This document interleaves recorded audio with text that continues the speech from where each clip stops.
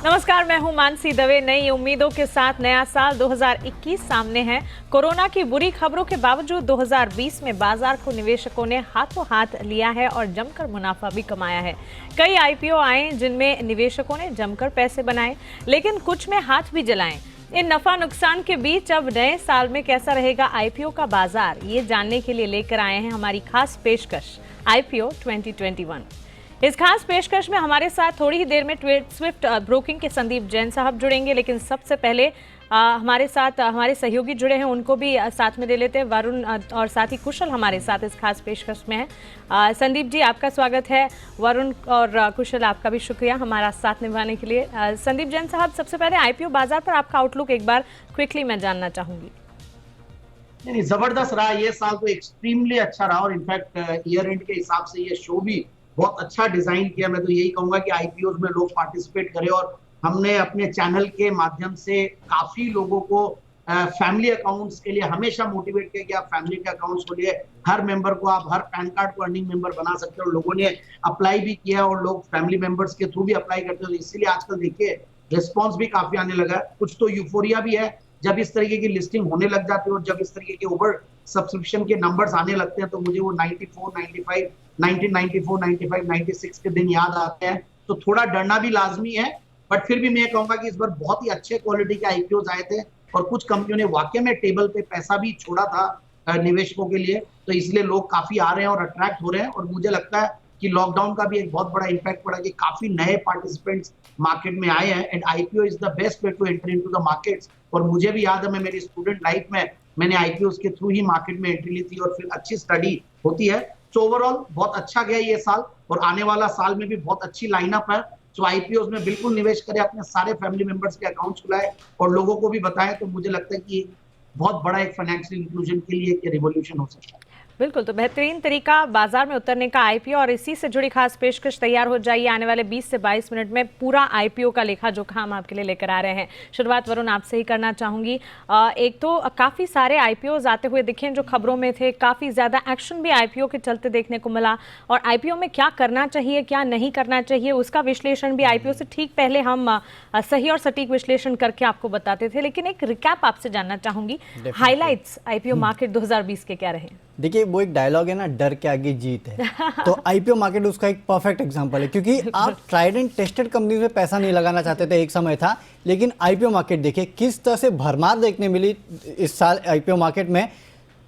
Numbers के हिसाब से देखिए तो केवल 16 कंपनियों के आईपीओ आए, लेकिन पैसा कितना जुटाया वो देखिए, करीब 31,000 करोड़ के आसपास के पैसे जो है कंपनियों ने जुटाए हैं। और पिछले 10 साल का डेटा अगर आप निकाल के देखें तो ऑलमोस्ट ये थर्ड बेस्ट टाइम है जहाँ पे पैसा जुटाया गया है। इसके पहले सबसे हाईएस्ट पैसा जुटाया गया था 2017 में, जहाँ करीब 75,000 करोड़ के आसपास जुटाया गया था। वो एक एक्सेप्शनल ईयर था, आप उसको छोड़ दीजिए। 2018 में देखिए 31,700 करोड़ के आसपास जुटाए गए थे, और ये तीसरा साल है जहाँ पे 30,000 करोड़ के ऊपर जुटाए गए हैं। 31,000 के आसपास, 31,000 करोड़ के आसपास के पैसे जो है जुटाए गए हैं। और आप अगर देखेंगे तो लोगों ने यहाँ पैसा डाला भी है और पैसा कमाया भी है। 5 आईपीओ ऐसे थे जिसमें 100 टाइम्स से ज़्यादा सब्सक्रिप्शन देखने मिला। ये अपने आप में एक बड़ी बात है कि देखिए किस तरह से लिक्विडिटी आती है और किस तरह से नया पैसा जो है नए स्टॉक्स में गया। ये इसका सबसे बड़ा एग्जांपल है। 7 आईपीओ ऐसे थे 16 में से जो पहले दिन ही पूरे तरह से सब्सक्राइब हो गए थे, यानी कि 100% सब्सक्रिप्शन जो है वो पहले दिन ही मिल गया। ऐसे 7 आईपीओ थे। 3 आईपीओ ऐसे थे जिन्होंने ज़्यादा प्रीमियम पर लिस्ट हुए, 100% से ज़्यादा प्रीमियम पर लिस्ट हुई, यानी कि पहले ही दिन आपका पैसा जो है वो दुगना हो गया। ऐसे 3 आईपीओ थे। हाँ, 4 आईपीओ ऐसे थे जो इशू प्राइस के नीचे भी लिस्ट हुए हैं। तो कुछ ऐसे थके हुए आईपीओ भी थे जहाँ पे शायद पैसा लोगों का बना नहीं है, लेकिन मेजॉरिटी आईपीओ में अगर आप देखें तो पैसा बना है। 4 कंपनियाँ ऐसी भी थी जिन्होंने कहीं ना कहीं नेगेटिव रिटर्न भी दिए हैं पहले दिन, लेकिन इनको अगर आप छोड़ दें तो बाकी कंपनीज में अगर आप देखें तो लोगों ने पैसा लगाया है और पैसा बनाया। और आप सोचिए, एक ही दिन में अगर आपका पैसा दुगना हो जाता है तो इससे अच्छा बात क्या होगी। तो आईपीओ के हिसाब से ये साल काफ़ी अच्छा था, लोगों ने ज़रूर कमाया है। काफ़ी अच्छा था और ये हमने महसूस भी किया। सिर्फ बातों से नहीं, यहाँ पर हम आंकड़ों से आपसे बात कर रहे हैं। और खासतौर से आपको बता दें, हमारी पूरी रिसर्च टीम ने इसमें मेहनत की है, इस रिसर्च को निकाला है और आपके सामने हम रख रहे हैं। हम आपको बता रहे हैं कि आखिरकार कितने आईपीओज आए, कितने अच्छे रहे, कितने बुरे रहे। अब आपके मन में ये सवाल आ रहा होगा कि एक बार ज़रा बता दीजिए कौन से आईपीओ आए। तो चलिए वो भी वरुण हमें बता देंगे। वरुण, कौन से बेस्ट आईपीओज की लिस्ट रही, या कौन से आईपीओज थे जो सबसे ज्यादा खबरों में रहे, जिसने सबसे ज्यादा खुशी या कह सकते सरप्राइज क्रिएट देखिए सबसे ज्यादा खबरों में तो इस बार बर्गर, ब्रेड और बिस्किट ही रही है। सबसे ज्यादा अगर सब्सक्रिप्शन किसको मिला है तो इन्हीं को मिला है। बेक्टर्स, मिसेस बेक्टर्स का आईपीओ जो है इस बार का स्टार था। डबल सेंचुरी से थोड़ा ही मिस कर गया, 0.6 टाइम्स के आसपास ही, लेकिन अगर आप उसको छोड़ दें तो 199.4 टाइम्स सब्सक्राइब हुआ है। इस तरह का पैसा इस आईपीओ में लगा है। इसके अलावा मास्गाडॉक, हमने आपको लगातार कहा था इस आईपीओ में पैसा लगाइए, देखिए सब्सक्रिप्शन 157 टाइम्स इसका हुआ था। इसके बाद बर्गर की बारी, बर्गर किंग को देख लीजिए, वहाँ अच्छा हुआ। हैप्पीएस्ट माइंड, शेमकॉम, ये कुछ ऐसे आईपीओ से जिनको अच्छा सब्सक्रिप्शन मिला पहले ही दिन, जिनमें बेहतरीन रिटर्न आपको देखने मिले। सबसे ज़्यादा इशू प्राइस के मुकाबले सबसे ज़्यादा प्रीमियम पे जो लिस्ट हुआ उसमें केमकॉम था। 340 का इशू प्राइस था, 731 पे ये लिस्ट हुआ, यानी कि 115% ज़्यादा लिस्टिंग प्राइस आपको देखने मिली। हैप्पीएस्ट माइंड इसके बाद था, इसके बाद रूट मोबाइल। आप सारे आंकड़े जो अपने स्क्रीन पे देख सकते हैं। लिस्टिंग दिन पे सबसे हाईएस्ट क्लोजिंग किस में देखने मिली, उसको अगर आप देखें तो यहाँ बर्गर ने बाजी मार ली है। बर्गर किंग लिस्टिंग डे के दिन करीब 130.7% ऊपर क्लोज हुआ है, यानी कि एक ही दिन में दुगने से ज़्यादा पैसा आपका बन गया था। इसके अलावा हैप्पीएस्ट माइंड, बेक्टर, ये कुछ ऐसे थे जिनमें 100% से ज़्यादा आपको क्लोजिंग गेन्स देखने मिले। और लिस्टिंग से अब तक सबसे ज़्यादा पैसा किसने बना के दिया है, तो इसमें रूट मोबाइल सबसे आगे है। यहाँ पे लिस्टिंग से अब तक इस स्टॉक में 220% के आसपास की रैली देखने मिली है। बर्गर किंग भी 200 के रेंज में है, 201% के आसपास है। इसके बाद रोज़ारी बायोटेक और हैप्पीएस्ट माइंड जैसे काउंटर्स थे। तो काफ़ी सारे ऐसे काउंटर्स थे मानसी जिन्होंने पैसा दुगना उसी दिन किया, और कुछ ऐसे थे जिन्होंने थोड़ा अगर आप रुके थे तो पैसा आपका वहां भी दुगना हो गया। बिल्कुल। तो चलिए, आईपीओ से आपकी पसंद इसीलिए भी बढ़ती है क्योंकि लिस्टिंग गेन के काफ़ी मौके यहाँ पर मिलते दिखते हैं, और आप अपने टीवी स्क्रीन पर जो फ्लैशेस चलते देख रहे हैं ये इसका एकदम उदाहरण है। आप देखेंगे किस तरह से इन आईपीओज ने रिटर्न दिया है, किस तरह से आईपीओ जो है खबरों में रहे, आईपीओ आने के बाद किस तरह से कमाई कराई इन्होंने। लेकिन साथ ही अगर संदीप जी इस बार आईपीओज की बात करें तो सबसे ज़्यादा बर्गर, बिस्किट हमें याद है क्योंकि ताज़ा जानकारी इससे जुड़ी हमारे पास है। काफ़ी सारे बिजनेस के आईपीओज आते हुए दिखे भी, कई सारे आईपीओज आए, लेकिन आपका पसंदीदा कौन सा रहा?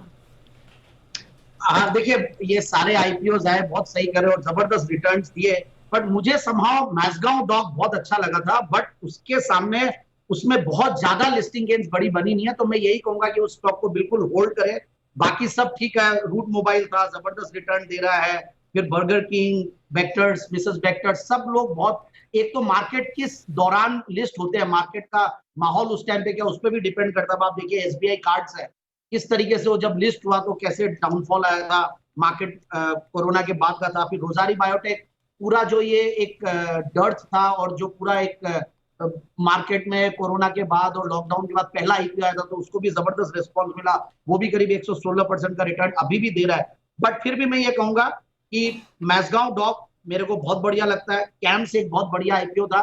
बाकी मैं तो ये कहूंगा कि जो हमारे चैनल को देखे हैं और अनिल जी की आईपीओ पे जो पकड़ है, और हमने सब ने ही, जो भी फंडामेंटल एक्सपर्ट्स आते हैं, सब लोगों ने आईपीओ पे बहुत सटीक राय दी है। बैंक निफ्टी का मतलब तो अनिल जी था ही, और अब आईपीओ का मतलब पहले से ही अनिल जी थे। तो मैं यही कहूंगा कि आईपीओ के लिए आपको हमारा चैनल जो भी देखे होंगे, जबरदस्त पैसा बना होगा उनका, ऐसा मेरा मानना है। और लिस्टिंग में भी हमने बचाया है, कई बार लिस्टिंग गेन्स के बाद हम लोग अगर फॉल आता नीचे, वहां पे भी बचाया। हर तरीके से सटीक राय मिली है।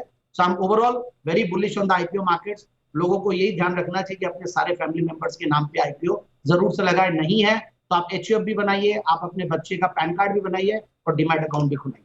बिल्कुल जैन साहब, बहुत ही सही बात आपने कही। आईपीओ का मतलब अनिल सिंघवी, क्योंकि जब भी आईपीओज आते थे उनका एनालिसिस समझने के लिए काफ़ी सारे लोग, इनफैक्ट ट्विटर पर भी भरमार होती थी जब लोग ये कहते थे कि आईपीओ आ रहा है, आप एनालिसिस करके हमें बताएं वेदर ये आईपीओ में हमें जाना चाहिए या नहीं जाना चाहिए। और जो भी एनालिसिस, जो भी विश्लेषण हम आपको बताते थे, लगातार आप देख रहे थे किस तरह से सही और सटीक साबित होते हुए दिखे थे। लेकिन चलिए, जैसे हर खेल में हम कहते हैं ना, शह और मात पर ध्यान देना चाहिए, उसी तरह से हमने पॉजिटिव समझ लिया, कौन से आईपीओ अच्छे थे ये भी जान लिया, कौन से आईपीओ जैन साहब को पसंद है ये भी हमने समझा, लेकिन साथ ही कुछ ऐसे आईपीओ भी तो थे जिन्होंने परेशान किया। कौन से थे वो वीक आईपीओ, एक बार जान लेते हैं। कुशल से, कुशल बताएं। बिल्कुल मानसी, इनफैक्ट संदीप जी एकदम सही बात कर रहे हैं कि जिस हिसाब से जो है अनिल सर ने हम लोग को बताया है, व्यूअर्स को सबको समझाया है कि कौन से ऐसे आईपीओ है जहां पे आपको अपना पैसा ब्लॉक नहीं करना चाहिए। तो यहां पर काफ़ी सारे जो है आईपीओ आए थे, 16 कंपनियों के आईपीओ आए थे, वरुण आपको अभी बता रहे थे। तो उसमें से जो टॉप 4 अंडर परफॉर्मिंग जो आईपीओज हैं वो मैं आपके सामने रखता हूं, जहां पर सब्सक्रिप्शन जो है ऑलमोस्ट आप देख लीजिए 2 गुना से 4 गुना तक ही बढ़ते हुए नजर आए थे, क्योंकि कहीं ना कहीं लोगों को या तो कंपटीशन की वजह से या कोई और फैक्टर की वजह से जो है इस आईपीओ में निवेशकों का उतना इंटरेस्ट नहीं बना था। और यहां पर सटीक सलाह भी दी गई थी अनिल जी की तरफ से आपको कि यहां पर आप अपना पैसा ब्लॉक नहीं कीजिए। तो Equitas small finance bank, gland pharma, UTI AMC, angel broking जैसे जो आईपीओज आए थे वहां पर इन्वेस्टर्स का इंटरेस्ट जो है ज्यादा हमें आता हुआ नहीं दिखा। और इसी वजह से आप देखिए इक्विटास स्मॉल फाइनेंस बैंक सबसे बड़ा अंडर परफॉर्म 2020 के आईपीओ हिस्ट्री में अभी तक हमें देखने को मिला है। वहीं अगर आप देखें तो लिस्टिंग डे के हिसाब से जहां पे सबसे ज्यादा अंडर परफॉर्मेंस हमें देखने को मिली एज कंपेयर टू जो उनके इशू प्राइस थे, उसमें एसबीआई कार्ड्स जो है वहां पर सबसे ज्यादा अंडर परफॉर्मेंस थी। 755 का इशू प्राइस था। आप देखिए जो लिस्टिंग हुई थी वो 658 के भाव पर होती हुई दिखी थी। तो 13-13.5% का फॉल जो है हमें जब ये लिस्ट हुआ था तब इसमें अंडर परफॉर्मेंस आती हुई नजर आई। वहीं अगर आप क्लोजिंग बेसिस पर देखेंगे तो यहां पर यूटीआई एएमसी, एंजल ब्रोकिंग जैसे शेयरों ने जो है वहां पर गिरावट सबसे ज्यादा हमें देखने को मिली। दिन के दौरान जो है यहां पर गिरावट और बढ़ती हुई नजर आई, जिस वजह से यूटीआई एएमसी करीब 14% गिरकर बंद होता हुआ दिखा। वहीं अगर आप लिस्टिंग के दिन से लेकर अभी तक का रिटर्न्स अगर देखें तो वहां पर सबसे ज्यादा अंडर परफॉर्मेंस यूटीआई एएमसी की अगेन आती हुई नजर आई है। यानी कि आप देख लीजिए मार्केट इतना ज्यादा भाग चुका है जब से इनकी लिस्टिंग हुई है, उसके बाद से भी फिर भी यूटीआई एएमसी जो है अंडर परफॉर्म करता हुआ नजर आया और ऑलमोस्ट जो है फ्लैट से रिटर्न यहां पर आए हैं। और बाकी आईपीओस की भी अगर आप बात करें तो वहां पर भी 10% से ज्यादा का रिटर्न अभी तक आफ्टर लिस्टिंग हमें देखने को नहीं मिला है। बिल्कुल, तो कुशल जिस तरह से बता रहे हैं और वाजिब जानकारी हमें यहाँ पर दे रहे हैं, कई सारे ऐसे आईपीओज भी थे जिन्होंने निराश किया और इसके आप फ्लैशेस भी देख रहे हैं आपकी टीवी स्क्रीन पर, सारी की सारी जानकारी आप देख पा रहे हैं। लेकिन जिस तरह से हमने समझा जैन साहब को कौन सा आईपीओ पसंद है, उन्हें कौन सा आईपीओ डिसअपॉइंट कर गया, ये भी जानेंगे। लेकिन उससे पहले एक छोटे से ब्रेक के लिए यहाँ पर हम रुक रहे हैं। कई सारी बातचीत करनी है, आईपीओ से जुड़ी कई सारी जानकारी है जो आपके लिए लानी है और आने वाले साल के लिए क्या कुछ आपको देखना चाहिए वो भी बताएंगे। आप कहीं ना जाएं, बने रहे हमारे साथ।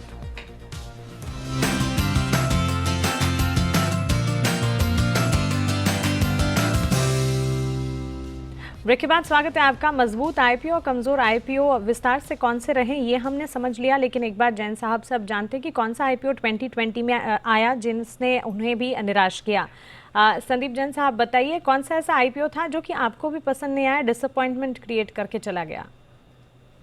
वो देखिए, पहले जब लिस्टिंग हुई थी वो यूटीआई एएमसी था और ओवरऑल बहुत ज्यादा अच्छी लिस्टिंग नहीं हुई और उसके बाद नीचे काफी दिन तक चला और चूंकि अब मार्केट्स भी काफी ऊपर आ गए तो वहां ये ऊपर आ गया। तो यूटीआई एएमसी में हमने भी यही राय दी थी और मुझे याद है अनिल जी ने भी यही राय दी थी कि जब हमारे पास लिस्टेड स्पेस में ऑलरेडी जो ट्रेड कर रहे हैं सेकेंडरी मार्केट्स में, निप्पॉन एएमसी जो कि बहुत बढ़िया लग रहा था, एचडीएफसी एएमसी, तो हमने ये स्टॉक्स को बहुत ज्यादा रेकमेंड किया था और बल्कि उनमें पैसा भी बना एचडीएफसी एएमसी में, तो टारगेट्स भी अचीव हुए।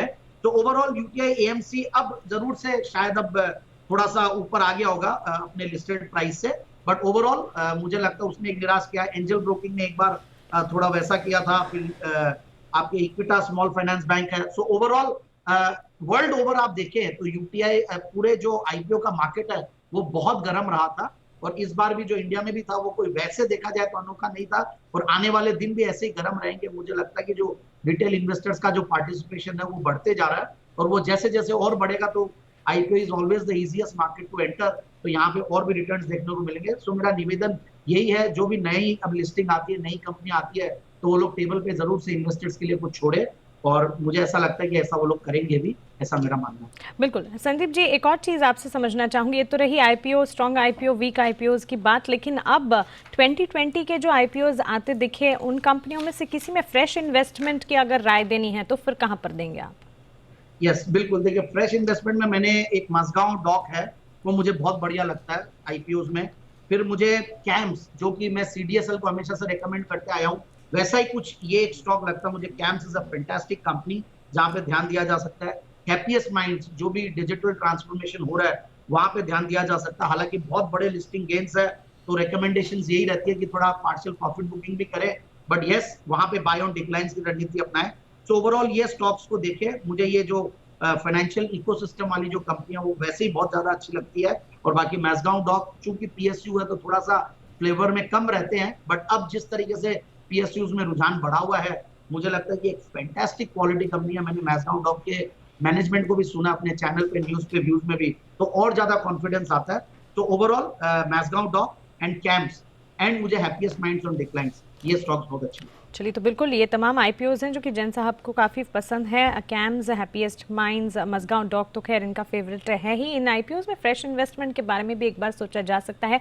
आईपीओ से लेकर अब तक की जर्नी की अगर बात करें, इनकी अच्छी रही और आने वाले दिनों में भी अच्छे रिटर्न्स की पूरी गुंजाइश ये स्टॉक्स दिखा रहे हैं। लेकिन चलिए, अब तक हम 2020 को समझ रहे थे कौन से आईपीओज आए, कौन से अच्छे रहें, कौन से बुरे रहें।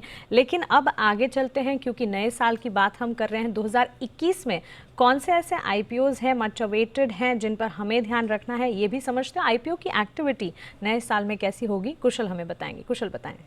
बिल्कुल मानसी, इनफैक्ट एक्टिविटी जो है वो दो गुनी होने वाली है। पिछले साल आपको इनफैक्ट 2020 में आपको अभी तक 16 कंपनियां जो है वो अपने आईपीओज पेश किया है उन्होंने, पर अगले साल जो है 30 से ज़्यादा कंपनियां जो है अपने आईपीओ लेकर आएंगी। अमाउंट वाइज अगर आप देखेंगे तो वहाँ पर सिमिलर रुझान देखने को मिलेगा, करीब 30,000 करोड़ के आईपीओ आने वाले हैं। और यहाँ पर सबसे बड़ा हाईलाइट जो है वो LIC का आता हुआ दिखेगा, क्योंकि उनका जो आईपीओ है वो आई थिंक सबसे बड़ा आईपीओ अब तक का हमें देखना होगा। साथ ही IRFC जो अन्य PSU कंपनियां हैं, IRFC, रेलटेल, यहां पर भी आपको फोकस रखना होगा। और एक बहुचर्चित आईपीओ है जोमैटो का, वो भी आने की संभावना है इनफैक्ट फर्स्ट 6 मंथ्स ऑफ 2021, तो यहां पर भी आपको नजर रखना होगा। जहां तक सेक्टर स्पेसिफिक की बात है तो टेक्नोलॉजी, FMCG, हेल्थ केयर और साथ साथ फाइनेंशियल सर्विसेज, यहां पर जो है आईपीओ स्पेस में नजर रहेगी। तो ये जो सेक्टर्स हैं यहां पर आप अपना फोकस बनाए रखिए। इनफैक्ट आपको और भी अगर मैं नाम बताऊं तो यहां पर और चुनिंदा नाम जो आईपीओ अपना लेकर आएंगे वो होगा कल्याण ज्वेलर्स, इंडिगो पेंट्स, साथ ही सूर्योदय स्मॉल फाइनेंस बैंक और नज़ारा टेक्नोलॉजीज। तो इन ये कुछ एक कंपनियां हैं जो अपने आईपीओज लेकर आएंगी। तो बहुत सारा एक्शन जो है आईपीओ का आपको 2021 में भी आता हुआ दिखेगा। चलिए, तो भरपूर एक्शन आईपीओ का 2021 में भी देखने को मिल रहा है। मच अवेटेड आईपीओज की लिस्ट भी हम यहाँ पर आपके सामने रख रहे हैं। जैन साहब, अब much awaited, much talked about IPO LIC पर ही आपसे आपका अनुमान जानना चाहूंगी। क्या लगता है नए साल में आईपीओ आता दिखेगा? देखिए, इतना बड़ा जब आईपीओ आता तो मुझे बहुत डर लगता है। जनरली आईपीओ जब इतने बड़े आते तो काफी सेकेंडरी मार्केट्स की भी लिक्विडिटी को साथ में सोक करते हैं। सो हो सकता है कि एक पास्ट में देखा हमने कैसे आरामको का आईपीओ आया तो सेकेंडरी मार्केट्स डरने लग जाते, क्योंकि LIC कोई एक नॉर्मल कंपनी नहीं है, इंडिया की सबसे बड़ी कंपनी और सबसे बड़ा आईपीओ आने वाला है। तो देखते हैं कैसा आता है, किस वैल्यूएशन पे आता है। बट ये जरूर है, मेरा ये मानना है कि सरकार हमेशा और सेबी हमेशा रिटेल इन्वेस्टर्स के हित में सोची है। और जब भी ये आईपीओ आए तो इनमें डिस्काउंट भी आता है और टेबल पे रिटेल इन्वेस्टर्स को मिलता है पैसा। लिस्टिंग गेन्स तो बनता ही बनता है और डिस्काउंट भी साथ में मिलता है। तो LIC का आईपीओ को लेकर आई एम क्वाइट एक्साइटेड, और IRFC है उसके लिए एक्साइटेड हूँ। मुझे इंडिगो पेंट्स, क्योंकि paints sector overall one of the most sought after sectors है और one of the fastest growing segments है इंडिया का। तो मैं इंडिगो पेंट्स पे भी काफी फोकस्ड और काफी मैं बुलिश हूँ। और कल्याण ज्वेलर्स, क्योंकि ज्वेलरी सेगमेंट में देखिए बहुत ज्यादा अच्छी कंपनियां नहीं है लिस्टेड, कुछ ही है और टाइटन का नाम सबसे पहले आता है। तो कल्याण ज्वेलर्स को भी बहुत अच्छा रिस्पॉन्स मिलना चाहिए।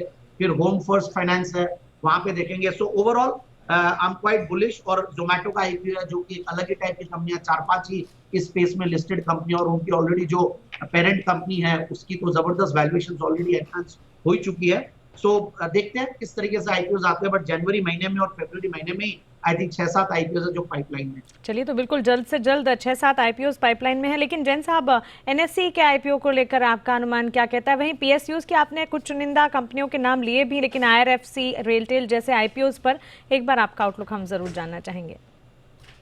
नहीं, बिल्कुल आईपीओ का साइज अभी आया नहीं है और प्राइस अभी आई नहीं है, but I am very bullish on these railway IPO. और देखिए, इंडिया में रेलवे सेक्टर को लेकर सरकार का जिस तरीके से फोकस है और जिस तरीके से और चेंजेस आ रहे हैं, तो मुझे लगता है कंपनियां अच्छी करेगी। ऑलरेडी मुझे राइट से लिस्टेड स्पेस में बहुत अच्छी लगती है कंपनी रेलवे स्पेस में, और ये कंपनियां भी अच्छा करनी चाहिए। और मुझे लगता है कि बिल्कुल पैसा बनेगा, और अपने पैसों को और अपने अकाउंट्स को रेडी रखें, दैट इज मोर इम्पोर्टेंट। क्योंकि अब कभी भी अनाउंसमेंट आ सकता है एनी टाइम आफ्टर। ये अभी जो एंटोनी वेस्ट है उसका भी लिस्टिंग के बाद ये सबके नाम आ सकते हैं।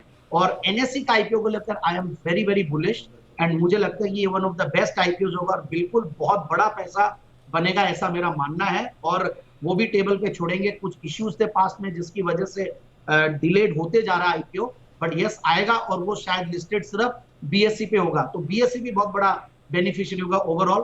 तो आई फील कि एनएससी को देखते देखते बीएससी का स्टॉक ऑलरेडी हमारे पूरी पैनल ने, अनिल जी ने, सब ने ही रेकमेंड किया हुआ बीएससी, और ऑलरेडी 280 रुपए में मुझे याद है रेकमेंड करते हुए जब लॉकडाउन का फेज था, और वहां से आज ऑलमोस्ट 3 टाइम्स हो गया है। सो एनएससी का आईपीओ के लिए पैसे बिल्कुल बचाए रखिएगा, उसमें अप्लाई करना ही है, एलआईसी के आईपीओ में करना ही, और ये जो भी पीएसयूज आ रहे हैं उन सब में करना है। मेरा ऐसा मानना है कि उनमें डिस्काउंट के साथ साथ लिस्टिंग गेन्स के लिए भी टेबल पे छोड़ा जाएगा पैसा, ऐसा मेरा मानना है। बिल्कुल, वो कहते हैं ना, बात निकली है तो दूर तलक जाएगी। ठीक इसी तरह से ये सारे आईपीओज जिनकी चर्चा लगातार होते हुए दिख रही, काफ़ी बुलिश है एक्सपर्ट्स भी इनको लेकर। और जब हम 2021 यानी कि अब फ्यूचर आईपीओज की बात कर रहे हैं तो फिर इन नामों को आपको ध्यान में रखना ही है। इनके मायने हम आपको समझा चुके हैं, लेकिन एक साथ अगर इन्हें बताएं तो एलआईसी के आईपीओ पर नजर रखिएगा। सरकार एलआईसी में 10% हिस्सेदारी बेचने के लिए आईपीओ ला रही है और पूरी उम्मीद है कि नए साल में ये इवेंट जो है होता हुआ जरूर दिखेगा। आपको बता दें, यहाँ पर संसद से एलआईसी एक्ट में संशोधन कराना अभी बाकी है, लेकिन इस आईपीओ के लिए एक मच अवेटेड मूवमेंट हो सकता है नया साल। इसके अलावा आप देखिए आईआरएफसी, कुछ पीएसयू कंपनियां भी हैं जो कि नए आईपीओज लेकर आ सकती हैं। आईआरएफसी के आईपीओ पर नजर रहेगी। 1986 में रेल मंत्रालय के तहत ये कंपनी बनी। वहीं इंडियन रेलवेज की एनबीएफसी रही और साथ ही रेलवे एसेट्स की खरीदारी और इंफ्रा के लिए पूंजी देने वाली ये कंपनी है। मच अवेटेड ये भी है, इस लिस्ट में आईआरएफसी का नाम भी है और साथ ही रेलटेल कॉर्पोरेशन। इस आईपीओ पर भी हमें नजर जरूर रखनी है। 2000 में रेल मंत्रालय के तहत ये कंपनी बनती हुई दिखी और information and communication technology infrastructure के कारोबार में इस कंपनी का महारत भी हासिल है। जैन साहब, कंज्यूमर फोकस आईपीओ के नाम आपने ज़रूर ले लिए हैं, लेकिन अब मैं ये जानना चाहूँगी कि इन आईपीओज में सबसे ज़्यादा पसंदीदा आपके कौन से हैं जो कि आने वाले दिनों में दिख सकते हैं, या कौन से ऐसे हैं जिनका इंतज़ार आप कर रहे हैं? देखिए, मुझे एक आईपीओ है जिसका मैं इंतजार कर रहा हूँ, वो है अनमोल इंडस्ट्रीज। देखिए, अनमोल बिस्किट्स ऑलरेडी काफी अच्छा परफॉर्म कर चुका है। फिर मुझे ऐसा लगता है कि ये नेशनल इंश्योरेंस कंपनी है या फिर Indian renewable energy development agency है, क्योंकि renewable energy as a theme बहुत जबरदस्त पॉपुलर है, बट अगर आप कंपनीज देखें तो बहुत कम है लिस्टेड स्पेस पे जो कि अच्छा परफॉर्म कर पा रही है, तो वहां पे ध्यान देंगे। बाकी ग्रोफर्स का आईपीओ आने वाला है, काफी जो स्टार्टअप्स टाइप की कंपनियां उनके आईपीओ आने वाले हैं, मिल्क बास्केट का आईपीओ आने वाला है। सो देखते हैं किस तरीके से आते हैं, क्या प्राइस पे आते हैं, बट यस काफी अच्छा एक पाइपलाइन बना हुआ है और काफी सारी बड़ी कंपनियां। बट ये भी देखना है कि जब ये आईपीओ आते हैं तो इनमें कौन सी आईपीओ में डेट्स कम होते हैं, कौन सी आईपीओ से पी इन्वेस्टर्स वो एग्जिट ले रहे हैं, इन सबको देखना बहुत जरूरी होता है। और मोस्टली पी इन्वेस्टर्स को एग्जिट दिलाने के लिए स्टार्टअप्स के आईपीओ आते हैं, तो वहां पे थोड़ा कॉशियस भी रहना चाहिए क्योंकि वो जनरली बहुत हायर प्राइसेस पे आते हैं, ऐसा मेरा पास्ट का एक्सपीरियंस कहता है। सो लेट्स सी, और बने हुए रहेंगे ही चैनल पे हमेशा, जब जब आईपीओ स्पेसिफिक राय तो मिलेगी पूरी टीम से। बिल्कुल संदीप जी, शुक्रिया ये तमाम जानकारी के लिए, सवालों के जवाब देने के लिए और इस खास पेशकश में हमारा साथ निभाने के लिए। वरुण और कुशल, आपका भी शुक्रिया इस खास पेशकश में अपनी रिसर्च हमारे साथ रखने के लिए, हमारा साथ निभाने के लिए। हमारा एकमात्र लक्ष्य यही है कि किसी भी बड़े इवेंट से पहले, किसी भी बड़े दिन से पहले आपकी तैयारी बाजार को लेकर ठीक ठाक हो जाए, रिसर्च के लिहाज से, और साथ ही हर चीज़ जो कि आपको जानना ज़रूरी है वो आपको मिल जाए। इसी के चलते हम ये खास पेशकश आपके लिए लेकर आते हैं। अब आईपीओ का बाजार कितना गर्म रहा 2020 में तो आपने देखा ही है, 2021 के लिए भी आपकी तैयारी करवाना हमने शुरू कर दिया है। उम्मीद करते हैं खास पेशकश आपको पसंद आई होगी। फिलहाल हमें दीजिए इजाज़त, आप बने रहे जी बिजनेस के साथ। नमस्कार।